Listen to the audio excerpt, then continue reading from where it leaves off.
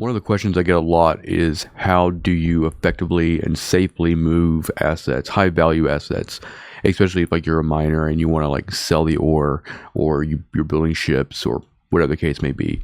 Now, my advice is if it's going to be a lot of volume, you definitely, especially coming out of null, you're going to want to like get it in a jump freighter because it's just going to be safer going that way.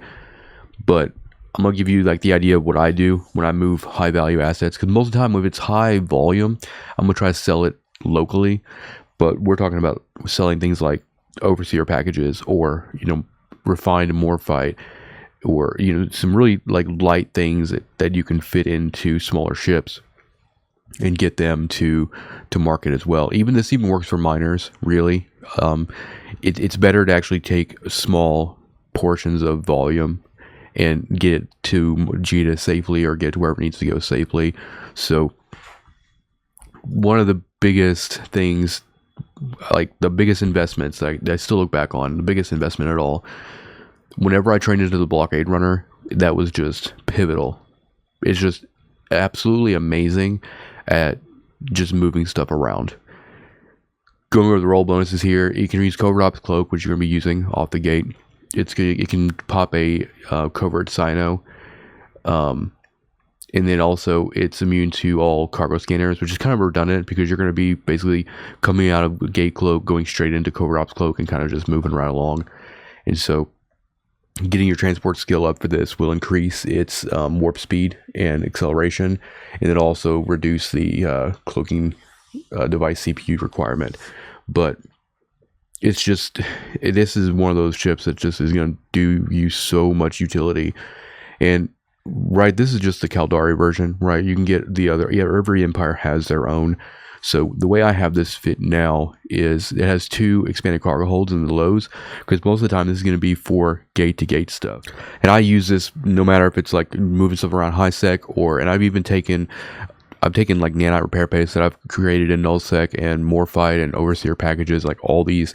I packed probably like 10 bill into one of these before and flew it from null through low sec all the way to JITA. And like we went to the Concord station to sell the overseer packages and everything, because it's just faster than waiting on a courier service or something like that. So I'm running these in the lows because it gives me around 12. You only need to hold like 7.7 thousand cubic meters. Then what I do is I carry Inertial Stabilizer IIs that just gives you a little bit better align time.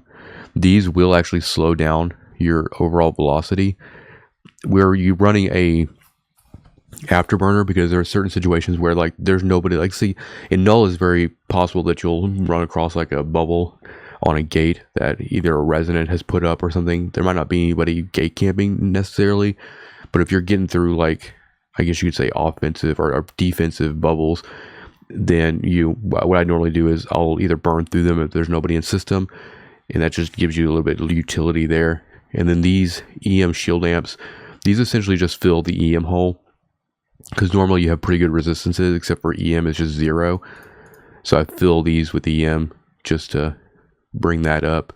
Interdiction Nullifier, that's going to help if you see a bubble that you're going to have to go through. You just basically align and then pop the Interdiction Nullifier and then just go right through it.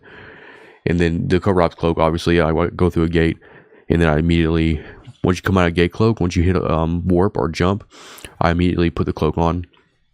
And then I have Cargohold optimization here as well, to just give you even more room to work with. But this ship is just amazing. Even my Sinowalt uses this to put a Falcon in and just move a Sino ship around, so it's less obvious. And then my go bag video, whenever I'm like talking about like go bag, you can fit a skiff and a buzzard, and you pretty much fit like your top 3 necessities in this thing. So if you're going out to like do some exploration, some data relic sites, and then also you're doing some mining, this will fit quite a bit of stuff, even ship hulls, right? Highly recommended. I'll put this ship fit in the description. It's pretty basic, but it was one of the first ship that I trained that I never regretted training. I literally, and I was kind of doubtful whenever I was being told, years and years ago to like go into this. But like once I trained it, once I put in the time, I was like, I've used this thing so much. Highly recommended. And you can just, it allows you to move that expensive stuff to market or to wherever it needs to go. And as long as you get good at, gating it and everything like that, it'll work wonders for you. So yeah, that's my recommendation for moving assets. I know it doesn't hold a lot. I know your miners out there are going to want to put a bunch of compressed ore and take it all to in one trip. But if it's the difference between like, you don't want to put a bunch of ore in like a Charon or something and then hope you get there. Even to this day, I would rather like just take the high end expensive stuff in compressed ore, fill this thing up. And if I had to make multiple trips, I would, just because if I can ensure that it gets to market, even if it takes me multiple trips, it's a lot better than just risking, trying to get it. Just the convenience is not there, right? So if you haven't trained into a blockade runner, I highly recommend it. Highly recommend it. And I would, even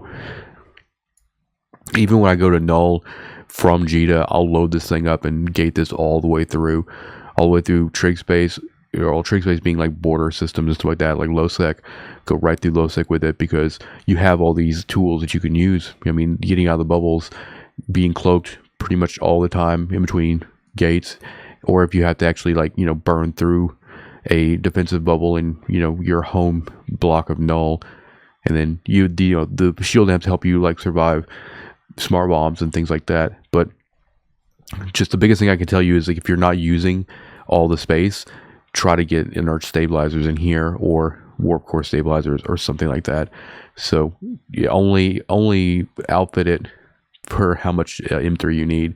If you only need 9, then take one off, put an inert stabilizer on. If you only need 7, take them both out, put both stabs on. That's the best thing I can tell you. So hopefully that answers everybody's questions about how to move assets around and everything. So hit the like button, hit the subscribe button, and I will see you guys in the next one. If you have any more questions about how I do things logistically, let me know in the comments and I'll try to cover those. You can use a Bustard too, but the thing about the Bustard is it's really slow. It doesn't have covert ops and it can just be a real big target. So try to stay away from the Bustard. And those are the deep space transports.